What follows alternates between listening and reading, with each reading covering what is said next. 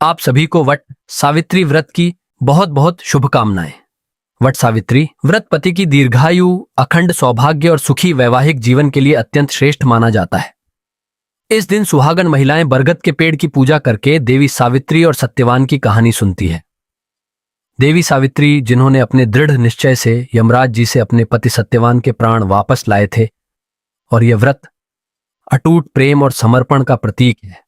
तो आप सब भी अपने पति की दीर्घायु और अखंड सुहाग की कामना से इस व्रत कथा को श्रद्धा और विश्वास के साथ पूरा सुनिए।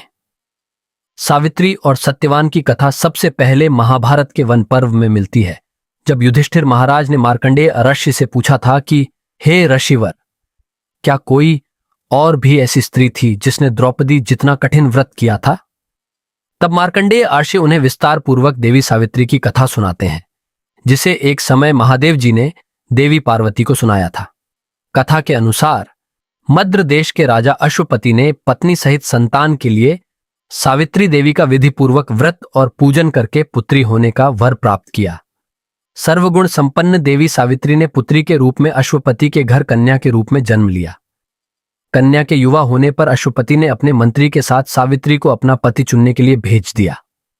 सावित्री अपने मन के अनुकूल वर का चयन करके जब वापस लौटी तो उसी दिन देवर्षि नारद उनके यहां पधारे। नारद जी के पूछने पर सावित्री ने कहा, महाराज, द्युमत्सेन के पुत्र सत्यवान की कीर्ति सुनकर मैंने उन्हें पति रूप में वरण कर लिया है। है नारद जी ने सत्यवान और सावित्री के ग्रहों की गणना करके अश्वपति को बधाई दी और सत्यवान के गुणों की भूरी भूरी प्रशंसा की। साथ ही यह भी बताया कि सावित्री के 12 वर्ष की आयु होने पर सत्यवान की मृत्यु हो जाएगी। नारद जी की बात सुनकर राजा अश्वपति का चेहरा मुरझा गया। उन्हें यह बात जानकर बड़ा दुख पहुंचा। तब उन्होंने अपनी पुत्री सावित्री से किसी अन्य को अपना पति चुनने की सलाह दी, किंतु सावित्री ने उत्तर दिया कि पिताजी, आर्य कन्या होने के नाते जब मैं सत्यवान का वरण कर चुकी हूं, तो अब वे चाहे अल्पायु हो या दीर्घायु, मैं किसी अन्य को अपने हृदय में स्थान नहीं दे सकती। देवी सावित्री ने नारद जी से सत्यवान की मृत्यु का समय ज्ञात कर लिया। कुछ समय के बाद सत्यवान और सावित्री का विवाह हो गया। अब सावित्री अपने सास ससुर और पति के साथ जंगल में रहने लगी।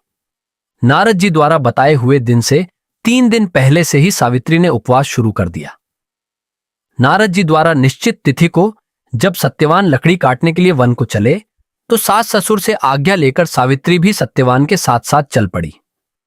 सत्यवान वन में पहुंचकर लकड़ी काटने के लिए वृक्ष पर चढ़े। वृक्ष पर चढ़ने के बाद उनके सिर में भयंकर पीड़ा होने लगी। सत्यवान पेड़ से किसी तरह नीचे उतरे। सावित्री ने उन्हें वट के पेड़ के नीचे लिटाकर उनका सिर अपनी गोद में रख लिया।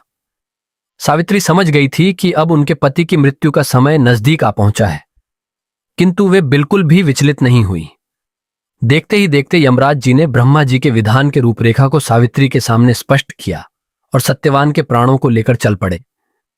कहीं कहीं पर कुछ कथाओं में ऐसा भी उल्लेख मिलता है कि वटवृक्ष के नीचे लेटे हुए सत्यवान को सांप ने डस लिया था।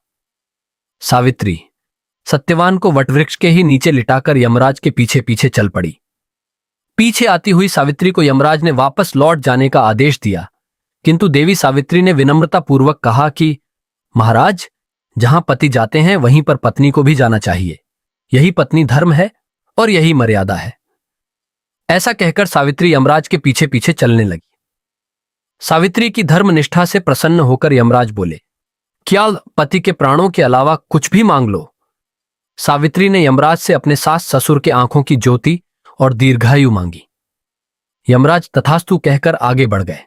सावित्री फिर भी यमराज जी का पीछा करती रही, उनके पीछे पीछे चलती रही। यमराज ने अपने पीछे आती सावित्री से फिर वापस लौट जाने का आग्रह किया, तो सावित्री बोली कि प्रभु, पति के बिना नारी के जीवन की कोई सार्थकता नहीं होती। यमराज जी ने अब की बार भी सावित्री के पतिव्रत धर्म से खुश होकर फिर से वरदान मांगने को कहा। इस बार उन्होंने अपने ससुर का खोया हुआ राज्य वापस दिलाने की प्रार्थना की। तब थास्तु कहकर यमराज जी आगे चल पड़े। सावित्री अब भी यमराज जी के पीछे पीछे चलती रही। इस बार सावित्री ने यमराज जी से 100 पुत्रों की मां बनने का वरदान मांगा।